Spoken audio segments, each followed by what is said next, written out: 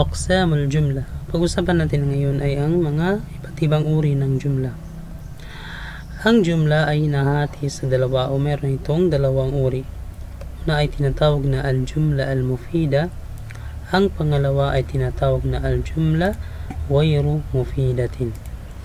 Ang jumla al-mufida ay mga pangungusap na mufida, kumpleto. Mga kumpletong pangungusap. Ibig sabihin, naiintindihan mo ng maayos yung pinapahiwatig ng pangungusap.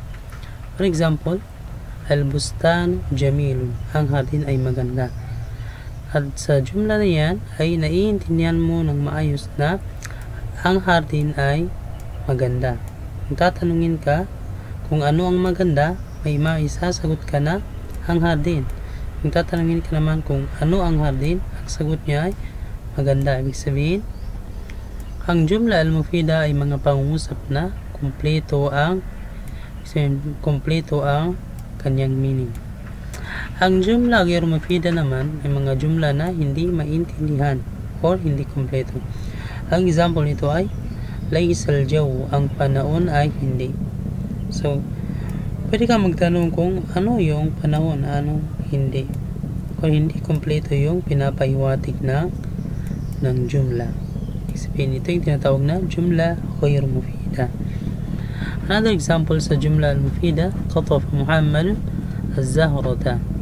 Pinitas si Muhammad ang bulaklak. Pag sinabi natin pinitas si Muhammad ang bulaklak ay kumpleto ang pinapahiwatig na pangungusap na ito. Kung tatanungin natin kung sino ang pumitas ng Zahra, man qatafa az-Zahra, ang sagot ay Muhammadun. Tatanungin ka naman, anong ginawa ni Muhammad sa Zahra? Qatafa, pinitas niya.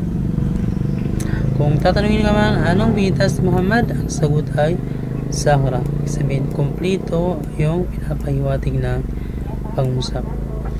Ang jumla al-ghayru mufida naman, ang kanyang example ay laytal marido. Sana ang pasyente ay. Sana ang pasyente ay. Sabihin, hindi kumpleto yung toto pinapahiwatig ng jumla. Shamma Aliyul wardata. Inamoy ni Ali ang bulaklak.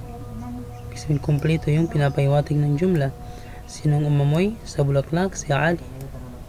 Bulaklak, yung warda ay rosas, bulaklak. Anong ginawa ni Ali sa bulaklak? Shamma, inamoy niya.